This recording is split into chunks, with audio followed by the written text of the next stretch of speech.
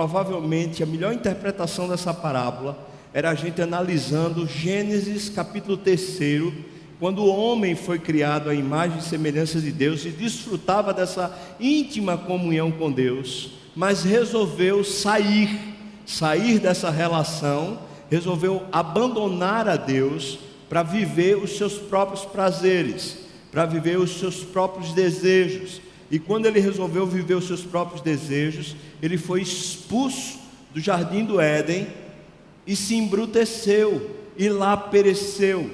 E nós confirmamos aqui que quando estamos vivendo sem Deus, sem ter conhecido o amor de Deus, nós tendemos, por natureza mesmo, nós tendemos a tentar suprir os nossos apetites, o nosso umbigo, as nossas vaidades, os nossos desejos, e assim nós vamos nos esvaziando ainda mais e nos corrompendo cada vez mais, até que a gente chega num estado de calamidade.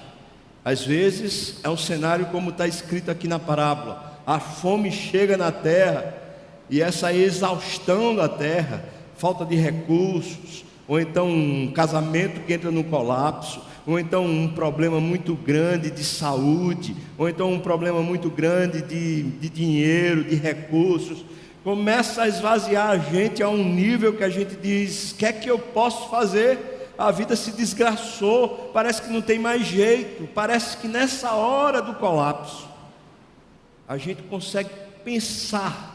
Estava lendo Spurgeon de novo a respeito dessa mensagem, e ele estava falando que uma das coisas que aconteceu com aquele homem foi, ele caiu em si e começou a pensar. E acontece isso, nos colapsos, a gente para e pensa, e talvez a gente no pensamento, até talvez durante esse mês, enquanto estávamos estudando aqui nesses cultos, talvez a gente parou para pensar e disse: eu vou voltar para Deus, eu vou voltar para o meu Pai. Mas entre pensar e até decidir e até andar, existe um lapso que muita gente para aí, pensa, até repensa e até decide no culto, mas não volta, não caminha em direção a Deus. E ao caminhar, a Bíblia diz que o encontro restabelece o relacionamento, porque o pai faz questão de beijá-lo, o pai faz questão de demonstrar publicamente o seu afeto e a sua reconciliação com aquele filho que estava perdido e estava, na concepção do pai, morto. Um filho que tinha se desgraçado por completo. A parábola parece acabar aí. E nessa primeira parábola, ou melhor dizendo, nesse primeiro momento da parábola, todos nós estamos incluídos. Todos somos pecadores, todos saímos do Éden e todos nós precisamos voltar a Deus. E todos nós podemos estar incluídos, inclusive no abraço do Pai e no beijo do Pai, que é a cruz. E no próximo domingo eu quero falar sobre abraço e beijo da cruz. Mas acontece que Jesus ainda propõe um outro campo de atuação, talvez para desmascarar, ou melhor dizendo, para revelar àqueles fariseus e escribas a condição dos seus corações. E me parece que Jesus, quando fala desse segundo filho, o filho mais velho, Jesus não está criticando. Eu fiz uma análise mais detalhada e mais acurada no original, a fim de tentar entender que nível de aspereza havia nessa conversa. Até que ponto o pai reage com algum grau de severidade ou de aspereza, e até que ponto o filho age e reage com esse nível de aspereza. E a verdade é que o filho mais velho está indignado, essa palavra que é usada lá, e a sua maneira de se comportar ao falar é alguém que perdeu completamente a compostura. Ele não usa termos de alguém que está se dirigindo a um superior, ele usa termos para alguém que está se dirigindo a um vassalo, ou dirigindo-se a um inferior, a um menor. É como se ele tivesse perdido a compostura de com quem ele está lidando. E ao aferir isso, eu chego à compreensão de que o pai não perde em nenhum momento o seu relacionamento com esse filho mais velho, e que estabelece a relação com o filho mais velho a partir dos seus sentimentos e não a partir dos sentimentos do filho, porque o filho sim perdeu a conjuntura por completo ao ver o que está acontecendo na casa do pai. O pai recepcionou o filho, o aparente filho vagabundo, o aparente filho desmerecido. Ele acolheu com festa, acolheu com serenidade, acolheu publicamente, acolheu. E aí eu vou explicar isso que eu vou falar agora. Acolheu, o pai acolheu, se expondo ao ridículo. Por que eu posso dizer isso? E aqui vem uma coisa que é muito importante para a gente entender também a Bíblia. Se a gente não entende a Bíblia dentro do contexto da época, a gente não consegue pegar os detalhes e aprender. Naquela sociedade, era uma sociedade patriarcal. E um patriarca não era só um pai, mas ele era uma espécie de chefe de uma série de famílias que estavam associadas à cultura desse patriarca.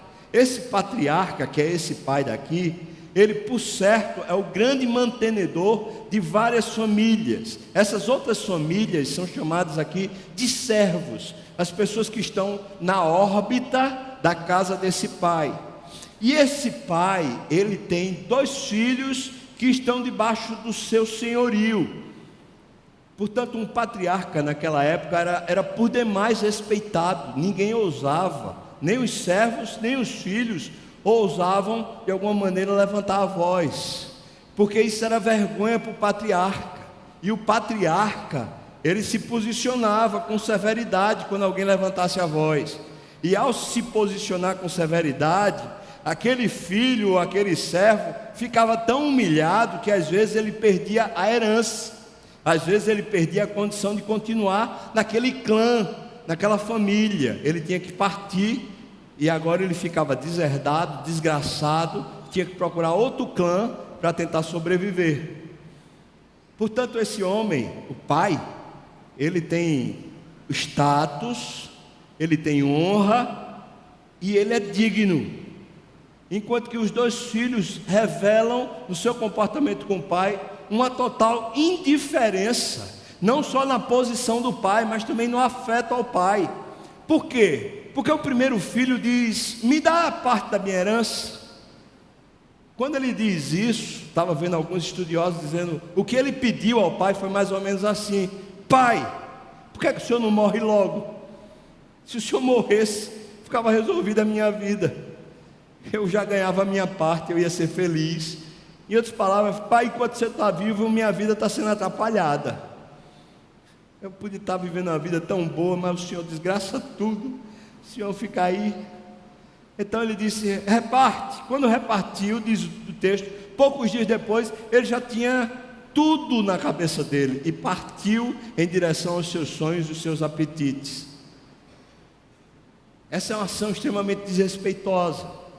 E quando um vínculo como esse se quebrava, seja o filho, seja um criado, desrespeitava esse patriarca, a reconciliação precisava de um conciliador, precisava de um mediador entre os dois. E normalmente o mediador numa família era o filho mais velho, que nessa parábola é justamente aquele que fica irreconciliável, porque ele, ao olhar a conciliação entre o pai e o seu filho mais novo, ele se exaspera, ele fica totalmente transtornado. Afinal de contas, como é que o pai, um homem tão respeitado, como é que ele pode se sujeitar a uma vergonha pública como essa, de receber um filho que gastou todos os seus haveres, que pediu ao pai a morte, e agora está recebendo o pai está recebendo esse filho com festa. Perceba que quando o pai recebe o filho, ele faz questão de introduzi-lo de volta a casa. As vestes são as vestes para casa, as melhores. As sandálias são as sandálias para casa, para ele poder estar dentro de casa. Perceba que o cenário que está acontecendo é o pai está tornando o filho de novo apto para viver dentro de casa. E ao receber o anel, o pai está declarando publicamente a todos os circunstantes que aquele voltava a ser seu filho genuíno, que ninguém duvidasse, porque o anel era o sinal público de que ele tinha herança, de que ele tinha parte, de que ele era filho mesmo. Além disso, o texto diz que ele o abraçou e o beijou, que eram 2 sinais de total reconciliação naquela sociedade. Ao abraçar e ao beijar, significa tudo está perdoado, tudo está cancelado, está tudo refeito, vamos começar do zero agora. Aquele filho foi recebido nesses termos, e o pai achou pouco e resolveu fazer uma festa. Perceba, não foi o próprio filho que voltou, que pediu: pai, vamos fazer uma festa? Perceba também, não foi algum serviçal da casa que disse: patriarca, que tal fazermos uma festa? Perceba também que não foi o filho mais velho que viu aquele negócio todo e falou: pai, que tal a gente fazer uma festa para esse filho que chegou agora? A iniciativa da festa nas 3 parábolas é a iniciativa do pai. O Deus que recebe seus filhos faz festa e publica. Não é a igreja ou os grupos que compõem a sociedade que publicam a festa do pai, mas é o pai que faz conhecido ao povo, conhecida a toda a terra, a relação restabelecida. Isso me faz entender que se essa figura patriarcal é Deus, como de fato é, as pessoas que de fato se reconciliaram com Deus, ainda que a gente consiga fazer alguma coisa como igreja, ainda que a gente consiga fazer algum tipo de manifestação pública de que a pessoa foi restaurada, de que a pessoa foi recondicionada, que existe uma nova vida, ainda que a igreja se envolva e faça alguma coisa, de fato o único que consegue retorná-lo à sociedade, retorná-lo com glória à vida que pode ter com Deus, é o pai. Só quem pode fazer a festa legítima é o pai. Igreja nenhuma, nem povo nenhum, nem movimento nenhum, nem beijo nenhum, nem abraço nenhum, nem coisa nenhuma que eu e você façamos pode fazer o papel do pai. Só o pai. E o pai faz isso, e faz isso com qualquer um. Eu conheço histórias de pessoas que se desgraçaram por completo, mas Deus resgatou, levantou e fez questão, Deus, não a igreja, mas Deus fez questão de publicar. Mas também conheço histórias onde as pessoas se desgraçaram e igrejas, grupos e movimentos tentaram restaurar a pessoa, e a pessoa vive num limbus, até hoje, num limbus meio desgraçado, onde grupos o aceitam e outros os rejeitam completamente, como se aquilo não fosse de fato uma restauração de vida. Chegamos ao filho mais velho. O filho mais velho, diz o texto, preste atenção no cenário. O texto diz que ele estava no campo. Eu gosto disso porque a introdução do texto mostra que o lugar desse filho não é a casa. Aparentemente é. A gente vai dizer: não, esse cara mora na casa. Ele é como aqueles pais modernos, aquelas mães modernas. Tem casa, mas passa o dia fora, nem vê os filhos.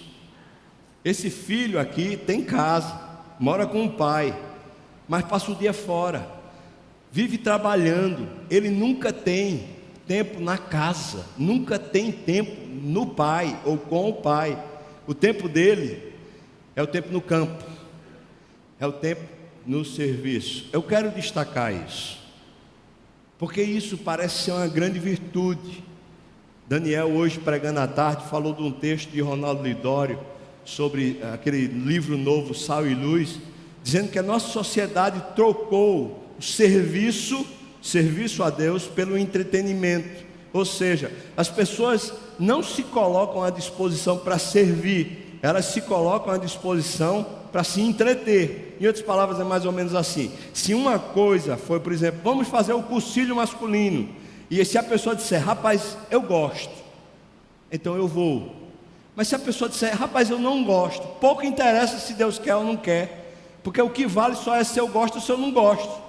Quer dizer, a proposta não é o serviço, a proposta é só o entretenimento. Se me satisfizer, está na bênção. Se não me satisfizer, não está na bênção não. Eu só vou se eu gostar, se eu não gostar eu não vou.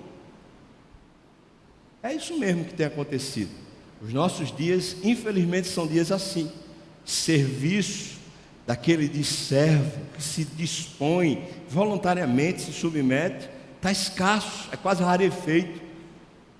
Essa sociedade tão ruim, tão prejudicada por causa dessa cultura de entretenimento, talvez a gente pudesse dizer a respeito desse filho mais velho aqui: esse é o cara, esse cara vive servindo, esse cara vive na labuta, e ele parece que está servindo ao pai, parece que está fazendo tudo para o pai. Então esse é o cara, afinal de contas ele trabalha, e trabalha duro mesmo. E ainda que isso seja um valor que precisa ser resgatado nos nossos dias, eu preciso dizer a verdade para você, irmão. Essa parábola está criticando isso. Essa parábola está tentando dizer para mim e para você que o mais importante estava sendo negligenciado por causa desse tipo de distorção que é comum no coração daqueles que querem caminhar com Deus, daqueles que supostamente se dizem caminhantes com Deus. A gente diz: eu vou caminhar com Deus, e a gente confunde obra de Deus, trabalho no campo de Deus. Por exemplo, o trabalho missionário, por exemplo, o trabalho que você tem lá no seu escritório, no seu ofício, seja lá onde você for, na sua família. A gente confunde o trabalho com todas as obras de Deus, com o relacionamento com Deus. Esse homem confundiu. Ele disse: rapaz, eu faço tudo, pai. O senhor está sendo muito injusto. Perceba, ele vem do campo, e a primeira alegação dele ao pai, respondendo asperamente, respondendo como se estivesse tratando com um criado, com um serviçal, que naquela época era inferior. Ele diz assim: eu tenho servido o senhor, desmerecendo o pai. E o texto mostra o cenário: ele está vindo do campo, ele ouve, isso quer dizer, nem chegou lá, já houve uma festa, um negócio, um barulho. Ele fala assim: o que é que está acontecendo aí? Eu quero saber que história é essa dentro da minha casa, ou da casa do meu pai, sei lá. E os criados, ou melhor, um criado, que talvez seja um fofoqueiro, talvez. O jeito que ele conta a história fica assim meio nebuloso. Não é de alguém que simplesmente está honrando o patriarca, mas é de alguém que está contando os fatos. Eu não sei se esse criado queria ver a fogueira pegando fogo, ou se ele queria ver apagar o fogo. Não fica claro para a gente. Mas o criado chega e diz: sabe o que é? Teu pai resolveu matar um novilho para fazer uma festa para o teu irmão que estava, morto, e voltou. Então é isso. Aí o coração dele pipoca. Pá! Então deixa eu falar com você aqui um problema muito grave que está no coração daqueles que servem, daqueles que realmente servem, daqueles que realmente fazem. Aqui eu estou vendo aqui diáconos, coristas, presbíteros, líderes. Aqui eu também estou vendo. A gente se gasta muito, gasta do tempo, gasta do fôlego, gasta da energia com as coisas de Deus. A gente para orar, para resolver, tem reuniões, tem grupos, tem manifestos, tem tantas atividades. De repente, no meio das atividades, uma raiz começa a brotar no nosso coração. Uma sementinha foi plantada pelo maligno enquanto a gente dormia, e ela começou a brotar no nosso coração enquanto a gente servia. E sabe qual é essa plantinha que está brotando e se fortalecendo enquanto a gente dorme?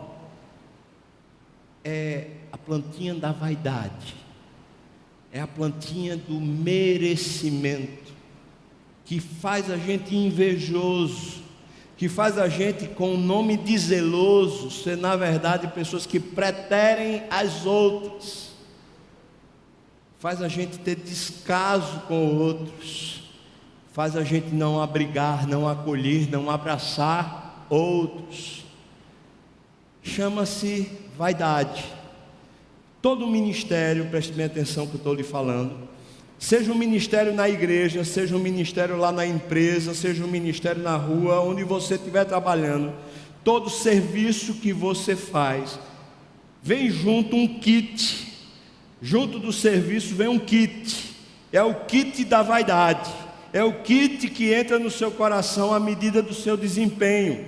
Quanto mais você se esforça, quanto mais você consegue galgar novos patamares no seu esforço, quanto mais você consegue supostamente agradar o seu patrão, agradar as suas metas, agradar o mercado, agradar as coisas que precisam ser agradadas enquanto você serve, essa plantinha vai sendo acolhida e vai florescendo e vai se fortalecendo e crescendo. É a cultura da vaidade interior. Afinal de contas, eu estou acertando, eu estou me sacrificando, eu estou fazendo alguma coisa útil para Deus, eu estou fazendo talvez um trabalho que ninguém queira fazer, eu estou sendo muito, de alguma maneira, muito resiliente, muito resignado, muito prestativo, muito perseverante, muito submisso, muito entregue, muito alguma coisa que olho para mim mesmo e falo: rapaz, eu estou muito bem na fita, obrigado. E se alguém discordar, se talvez um irmão discordar e disser: rapaz, você é igual a mim, eu não trabalho tanto quanto você não, mas você é igual a mim, na casa do pai a gente é igual. Talvez essa pessoa fique chateada. A gente tem esse negócio na igreja, tem mesmo. Por exemplo, por que pastor tem que ser tratado diferente das ovelhas? Por exemplo, a gente vai para um retiro de acampamento, por que pastor tem que entrar na frente na fila? Eu vou dizer para você, está errado, irmão. E eu sei que eu estou me lascando com isso, mas está errado. O que eu tenho diferente de você? Se eu tiver alguma atividade lá no acampamento que precise me colocar na frente porque eu vou resolver alguma coisa, aí é por causa do trabalho, está esclarecido. Mas se é simplesmente, ele é pastor, tem que ficar na frente. Que mentira! Quem disse isso? Oxê, eu sou igualzinho a você. Eu sou presbítero, eu não posso dormir naquele quarto. Por que não pode dormir naquele quarto? Não posso dormir naquela barraca. Por que não pode? Eu sou pastor titular, eu tenho que ter o melhor quarto naquele acampamento. Como assim? Por quê? Eu tenho que ter. Se me der, eu vou agradecer, eu vou achar bom que só. Mas eu preciso ter? Preciso não. Mas eu estou falando de mim, para você entender. Mas aí está você aí você diz assim: eu trabalho que só, eu ganho dinheiro, eu me esforço o ano todo, aí chega naquele acampamento de carnaval, vou nada para aquele lugar, vou nada.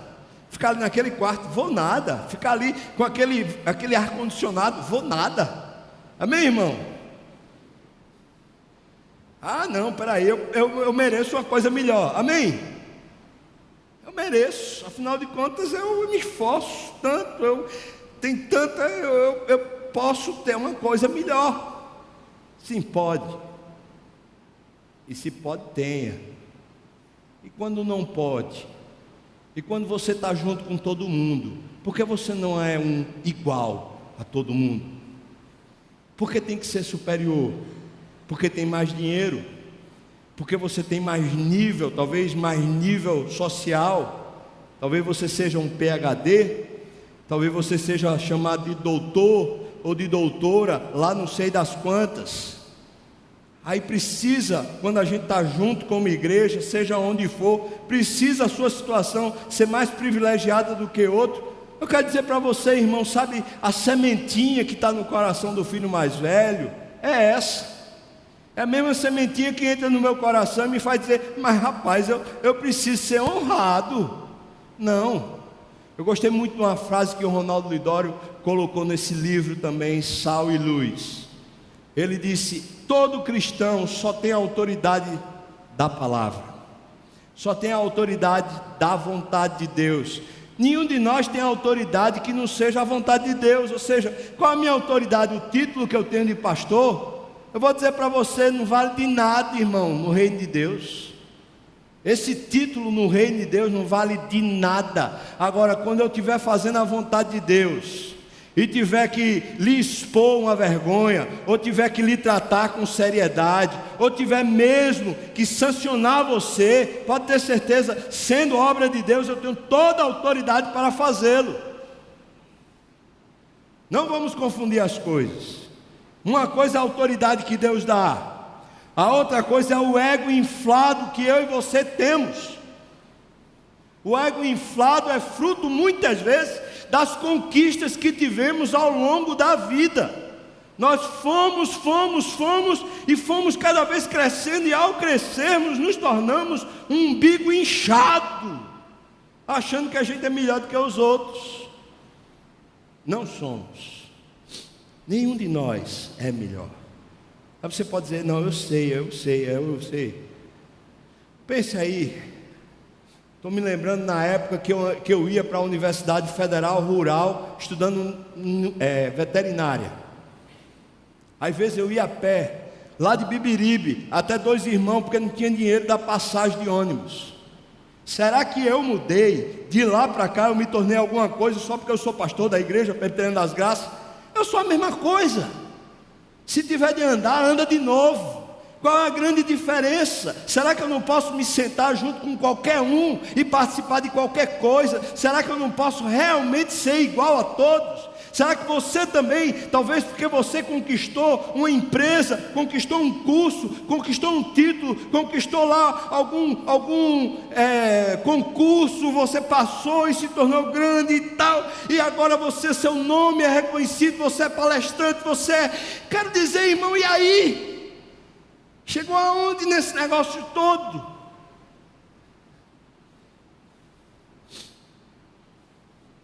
Consegue mais nem festejar com o pai, não consegue mais festejar com a família da fé, não consegue mais se alegrar com todo mundo, ir para a galera, sabe por quê?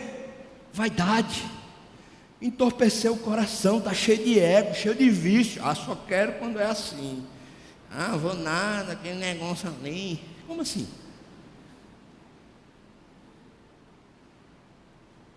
Serviço, vem um kit chamado kit vaidade. Está lá, pronto para ser acolhido no nosso coração a qualquer hora. É aquela hora que você olha para uma conquista, para uma remuneração maior, para alguma coisa que você olha e fala, rapaz, eu estou vendo isso, não acredito, eu consegui esse negócio, não acredito. Talvez naquela hora que você olha para a sua conta bancária e fala, rapaz, está aqui para os meus filhos já. Isso é que é Deus. Presta atenção, filho. Filho mais velho, presta atenção. Esse kit vaidade vai terminar prejudicando sua relação com Deus. Vai lhe tirar da possibilidade de viver na casa do Pai. Você vai viver fazendo tudo o que tem que ser feito para agradar o Pai, entre aspas. Mas na verdade, tudo que você está fazendo que parece agradar o Pai, agrada mais a você mesmo do que ao Pai. Porque parece que num processo, a gente deixou de querer realmente agradar o Pai e passou a querer ser enobrecido na presença do Pai, ser reconhecido na presença da família, da fé. A gente se perdeu. Filho mais velho, onde é que você está, filho? Por que você não quer fazer a festa junto com todo mundo? Por que você não quer se alegrar com os que estão chegando? Porque nós, Igreja das Graças, somos tão fracos em recepcionar os novos. Recebi recentemente um e-mail de uma pessoa dizendo assim, pastor, faz 3 anos que eu estou na igreja, já tentei servir nos ministérios, não sei o quê, nunca esses 3 anos, uma pessoa da igreja, assim, nos ministérios, nas coisas, chegou para mim e perguntou assim, onde é que você mora?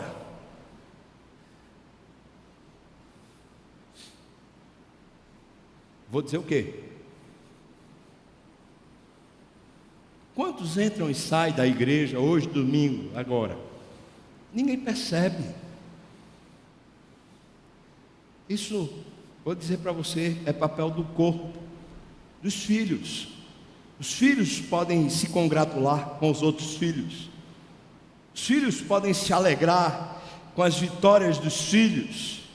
Novos convertidos, pessoas que estão chegando, às vezes chegam de outras igrejas, quebradas, esbagaçadas. Filhos que estão em casa, às vezes estão enciumados. Às vezes estão sem colaborar e sem participar. A gente por 3 vezes, irmãos, 3 vezes, aqui na Igreja das Graças, a gente tentou fazer um ministério de recepção dos novos. 3 vezes. Teve uma época que a gente treinou um grupo, mas sabe, no final a gente não consegue. Não é impressionante? No final a gente não consegue. E eu fico pensando, que é isso que o Senhor está fazendo, Deus? Porque o Senhor está mandando mais gente. Está mandando mais gente vir para a igreja. Mas nós, igreja, o que é que estamos fazendo? Nós, filhos mais velhos, vamos nos alegrar? O texto diz que o pai vai ao encontro do filho porque o filho não entra. O filho diz assim: eu não vou participar, é ridículo, meu pai está se expondo ao ridículo nessa festa. Eu não vou participar dessa palhaçada, porque isso é uma palhaçada, eu não vou participar. O pai não está nem aí para esse negócio. Esse pai é bom demais. Ele olha para o cenário e fala assim: oxi, meu filho mais velho está irado, ó. Eu vou conversar com ele, vou aproveitar agora, porque quem sabe agora eu consigo trazer ele para mais junto de mim, já que ele está assim meio invocado. Eu gosto demais. Veja aí, irmão, esse versículo parece ser lindo demais. Quando o filho fala lá para o pai as suas brabezas e tal, então o pai responde, versículo 31, veja aí. Então lhe respondeu o pai. Essa palavra respondeu aqui no original grego é âmago. Saiu do âmago do pai. Eu gostei demais desse negócio. A maioria das traduções dessa palavra respondeu, ou de falar, falou-lhe ao coração. Essa é diferente. Essa palavra aqui ele falou de coração, não falou ao coração. Deus, que é essa figura, quando encontrou o filho lá exasperado, enraivecido, o pai abriu o coração para o filho, se expôs ainda mais. É como se o pai estivesse dando uma resposta de amor, escancarada. A coisa está ficando para o filho mais velho visível. Meu Deus, que homem é esse que eu tenho a vida toda o privilégio de participar com ele, mas nunca participei. Que patriarca é esse? Traduzindo para nós, que Deus é esse que eu nunca pude, eu nunca consegui desfrutar da sua presença sendo quem ele é. Diz que ele abriu, respondeu-lhe, versículo 31, disse assim: meu filho, minha propriedade. Essa palavra filho, ela poderia ser traduzida assim: meu querido imaturo. Essa é a palavra mais íntima que tem na língua grega para traduzir afeto, para traduzir amor. Essa é a palavra mais íntima, só que ela é traduzida como um significado de uma imaturidade, ou seja, de alguém que não cresceu, que não saiu da concha, que continuou lá pequeno, ainda pequeno nele mesmo, ainda vazio nele mesmo, ficou pequeno nele, a vaidade impediu dele crescer. E o pai sabe que o problema dele é esse entupimento, ele não cresce porque ele é vaidoso demais.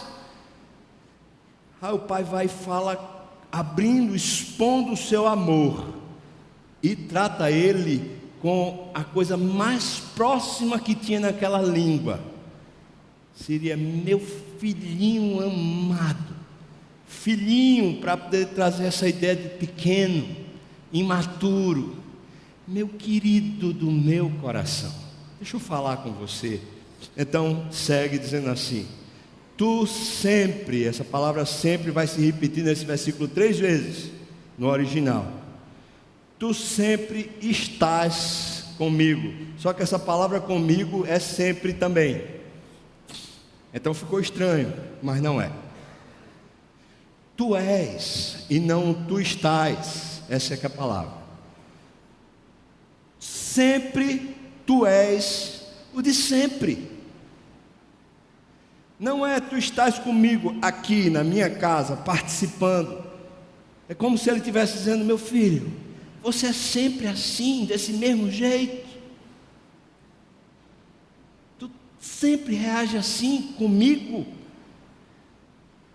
O que dá a entender que parece que esse problema de relacionamento com o pai é anterior àquele momento. É como se antes já houvesse esse negócio desse filho vaidoso que por vezes ele quer mandar na casa, por vezes ele quer estabelecer a sua vontade acima da vontade do pai. Parece que esse filho mais velho, ele não consegue estar muito dentro de casa, porque ele tem que estar no campo trabalhando. Afinal de contas, quando ele está em casa, ele tem que se deparar com a autoridade do pai, e parece que ele não se dá muito bem com esse negócio. Se é assim, então quer dizer que o problema do filho também diz respeito que quando o outro saiu, parece que o outro fez o que ele queria fazer, mas ele não teve coragem de fazer. Tu sempre és, sempre, ou seja, tu és sempre a mesma coisa. Meu filho, meu queridinho do coração, você é sempre assim. Preste atenção. O versículo diz assim para nós, versículo 31 ainda: tudo, mais uma vez, sempre, ou tudo o que é meu é teu. Você é sempre assim, filho. Nunca usufrui o que é teu. Você é sempre assim, filho. É assim: ô filhinho querido do coração, você sempre agiu assim. Você nunca usufruiu o que é teu. É mais ou menos isso, irmão, fazendo assim, sabe? Fazendo esse estudo mais aprofundado, tentando trazer luz mais clara ao texto. O que o Pai está desvendando ao revelar o seu coração de amor é: eu não estou magoado, filho. Eu não estou prejudicado com você em nada. Não há nenhum problema de incompatibilidade entre eu e você. Mas, filho, eu preciso lhe dizer que você tem um problema em relação a mim. Você é sempre assim. Você nunca vem. Você nunca usa o que é seu. Você nunca usou o privilégio de ser meu filho. Você nunca participou de nada que fosse meu. Você sempre trabalhou no meu campo. Você sempre trabalhou na minha obra. Você sempre fez tudo direitinho e reto, mas nunca foi aproveitar o que eu tenho. Nunca.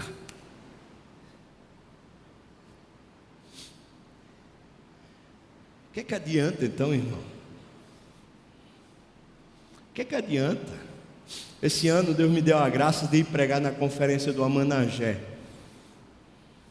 Foi estranho, porque Deus me deu uma espécie de sentimento que era como uma visão. A minha visão era que eu estava no meio de gigantes. Pareciam gigantes diante de mim, homens de 5 metros, de 6 metros, e eu um anão. Era a minha sensação enquanto eu orava e dizia: Deus, o que é que eu vou falar para esse povo? Esse povo sabe mais de tudo do que eu, como é que eu vou falar para eles? Nesse sentimento, Deus disse para mim assim, falou ao meu coração: vai lá e fala. Quem quer falar com ele sou eu, não é tu? Vai lá e fala. Eu fui lá e eu disse para eles: eu estou me sentindo aqui um anão no meio de gigantes, mas vou falar. Irmãos, eu falei sobre basicamente 2 coisas a conferência toda: oração e afeto a Deus. Só as 2 coisas, que seria uma única palavra: devoção. foi um momento singular na vida daqueles e na minha vida também. Os caras estão servindo, eles conversaram comigo, eles falaram comigo ali no almoço, nas tardes, nas conversas de caminhada, enquanto a gente estava ali no entrefluxo, eles conversaram comigo, falaram assim: pastor, esse negócio está reacendendo o fogo, está reacendendo a alma. E eu fiquei pensando: meu Deus, esses caras são gigantes. Esses são caras que estão dando a vida. Eu encontrei lá um pastor, irmãos, um pastor que estava fazendo uma reconciliação entre um assentamento indígena e o governo, o exército. E esse assentamento, o povo lá disse assim: a gente vai às armas, a gente vai matar e morrer. Não quero nem saber. Os índios se vestiram tudo, se pintaram todos, pegaram todas as suas flechas e iam enfrentar o exército. Imagina que desgraça. O pajé, o cacique lá, o chefe da tribo, chegou para esse pastor lá e falou assim: o nome desse pastor é Cowboy. Pastor Cowboy, abençoa a gente aqui, que a gente agora vai matar e morrer. Abençoa aqui, pastor. Ele falou assim: ó, com todo respeito, eu não posso abençoar não. Xi. Tipo assim, tá com medo de morrer? Não, tu não tem medo de morrer não, é? Ele falou: ó, eu sirvo a um Deus que é Senhor de vocês e Senhor do exército brasileiro, e não é vontade de Deus que haja essa guerra. Tem outros meios. O pajé disse assim: qual é o meio? Virou culto. Você acredita, irmão? Você acredita ou não? Virou culto o negócio. Todo mundo sentou para poder ouvir a pregação do pastor, e o pastor falou sobre Jesus na cruz, que reconcilia a alma humana com Deus. Depois que acabou o culto, o pajé disse assim: pastor, a partir de hoje a gente vai separar um local, você vai fazer aqui feito um templo, e vai ter culto toda semana, e todo mundo vai. Irmão, o que está acontecendo? O cara botou, na verdade, a vida em risco. Eu olhei para esses caras, para essas experiências que são muitas, e falei: meu Deus, esses caras são gigantes. Eu não sou nada. Mas sabe, eles tanto têm feito e às vezes têm provado tão pouco. Talvez aqui entre nós tem gente que tem feito tanto e provado tão pouco.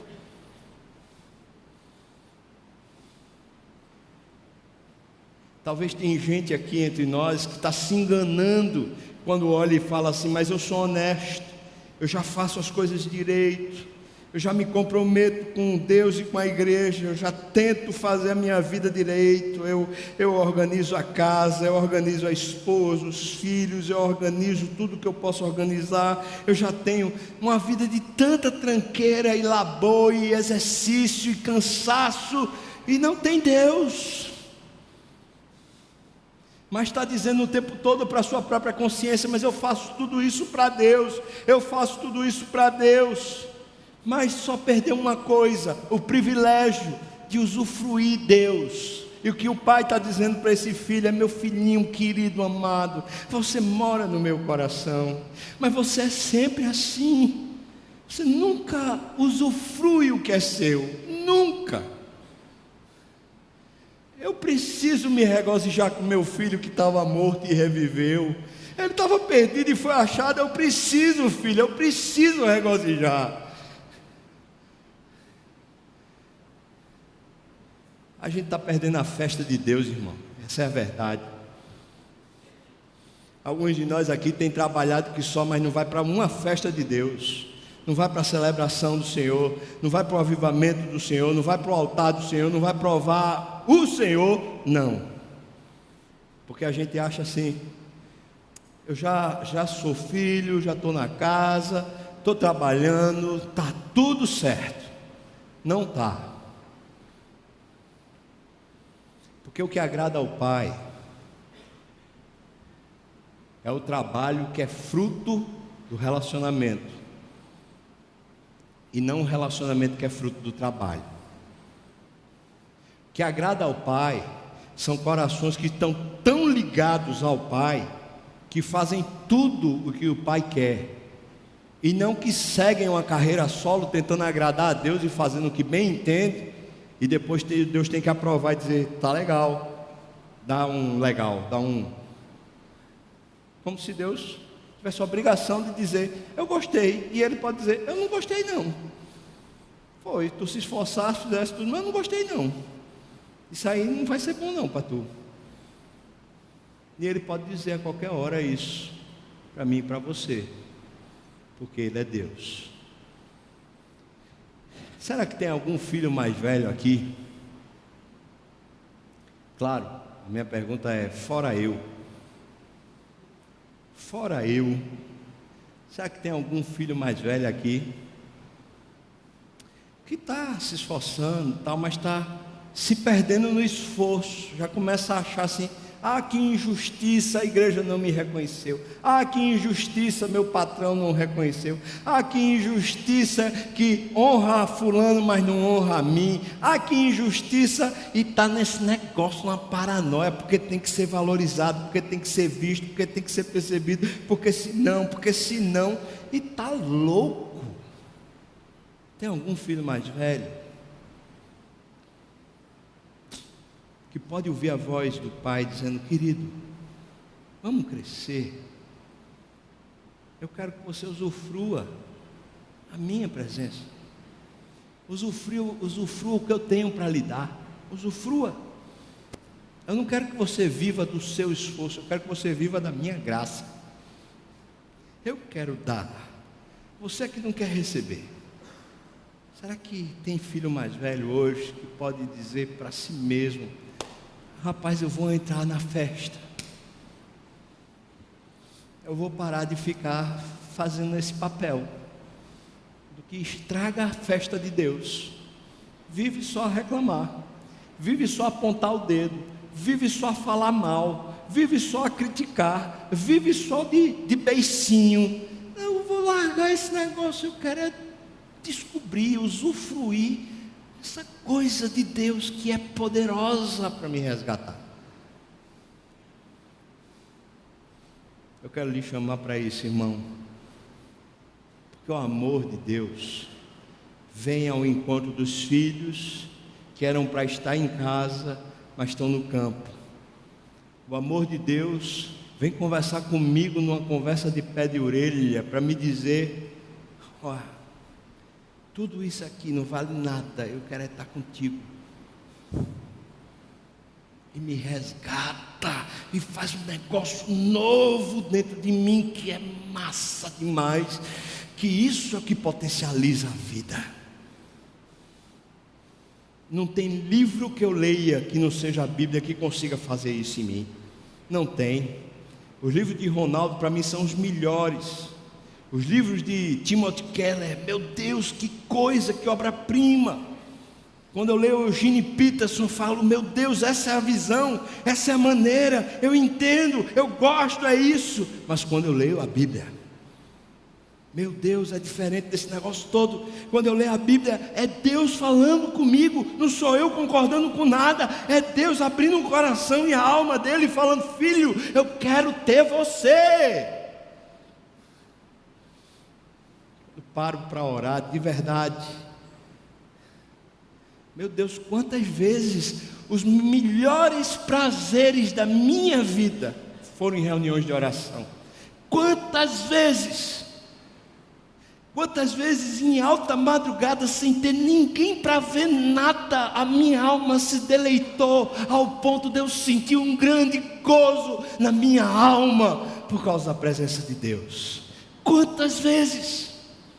Eu posso entender o que o salmista diz, na tua presença há delícias perpetuamente, eu posso entender. Irmão, muito mais do que trabalho, muito mais do que fazer, muito mais do que operar, Deus chama a gente para um relacionamento pessoal baseado no amor,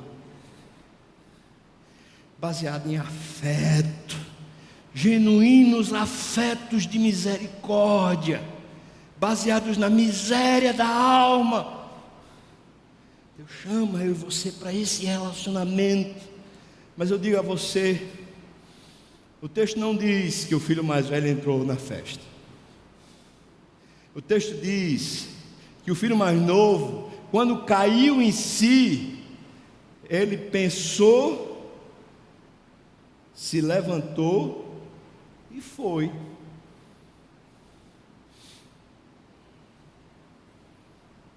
Eu sei que eu sou filho mais velho, porque faz tempo que eu estou em igreja. Outro dia eu estava vendo lá, já faz pelo menos 32 anos que eu faço acampamento de jovens. Faz tempo que eu estou nessa jornada, na minha vida pessoal. Eu sei que eu sou o filho mais velho, eu sei que essa parábola me descreve demais. Mas hoje eu quero agir como um filho mais novo. Eu não quero ficar só ouvindo, eu quero dizer, Senhor, eu quero mesmo esse negócio. Mas eu quero mesmo, irmão. Esse é o negócio. Pode ter tudo que a gente tiver de fazer. Vamos fazer o concílio, vamos.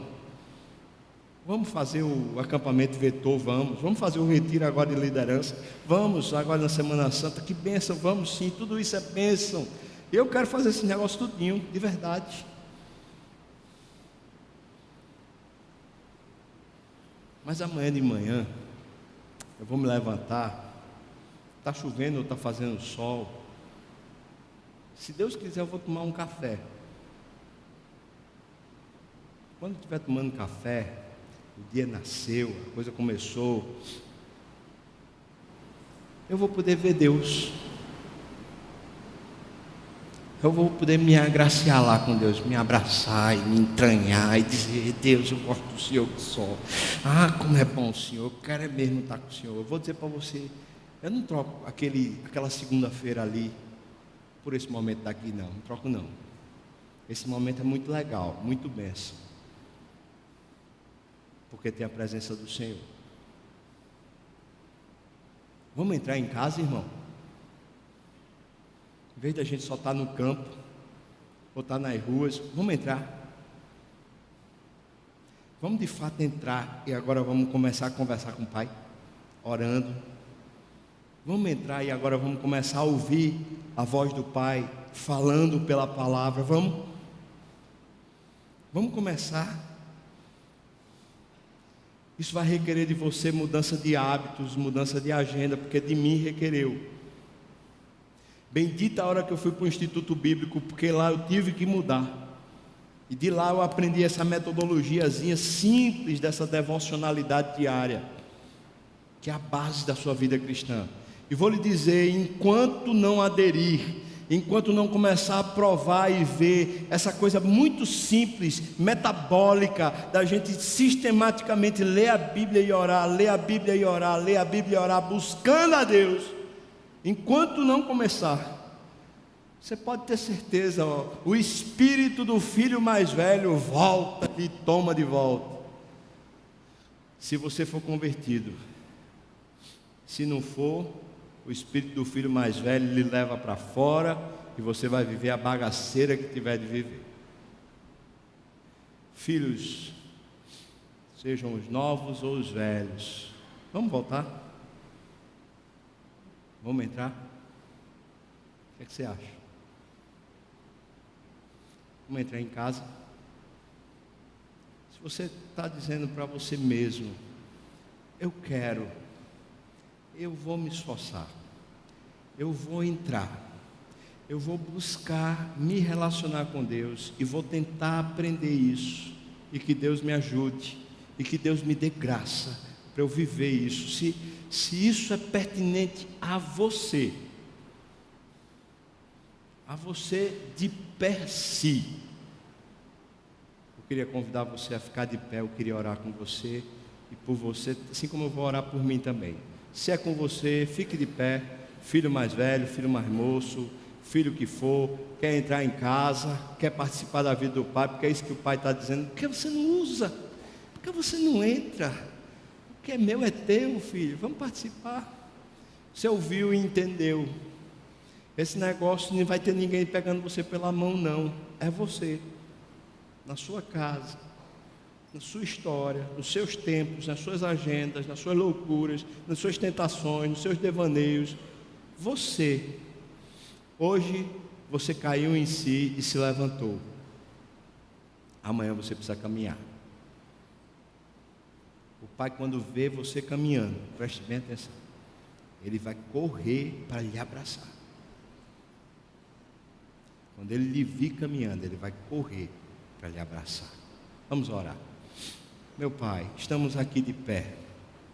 Não estamos aqui de pé como fortes, como gigantes. Estamos aqui de pé como que somos. Somos filhos. Nós às vezes estamos tão errados, tão distraídos, tão cheios. O Senhor sabe, eu não vou nem explicar para o Senhor. Eu quero só pedir ao Senhor, por favor, trata. Dá um novo espírito para a gente, Senhor. Dá um novo espírito que potencialize essa vida devocional, que faça essa coisa se tornar operosa, e não simplesmente gente que sabe a palavra, mas operoso praticante. Quero pedir ao Senhor, abençoa os meus irmãos todos, a mim também. Aquece o nosso coração, Senhor, nos faz realmente buscar o Senhor, querer estar contigo, que a gente se abrace contigo e viva contigo, por favor, Deus. Não nos deixa mais nessa tranqueira que vai e volta, e é tanto vacilo. Por favor, Senhor, nos abençoa. Obrigado porque o Senhor falou com tanta doçura e amor a mim e acho que aos meus irmãos também. Obrigado, Deus, por ficarmos de pé. Agora em pé, nos ajude a andar na Tua direção, Senhor. Eu peço reconciliações aqui, de casamentos que estão quebrados. Eu peço, Senhor Deus, novidade de vida e arrependimento para corações que estão cheios de carranquice, de brabeza, de justiça própria e até de zelo. Eu peço, Senhor Deus, novidade de vida para aqueles que estão tão fracos, estão tão desanimados, tão sem graça. Renova, Deus, reabilita, Senhor, faz alguma coisa, Pai. Eu peço isso, Senhor, nos méritos de Jesus. Amém, Senhor Deus, amém.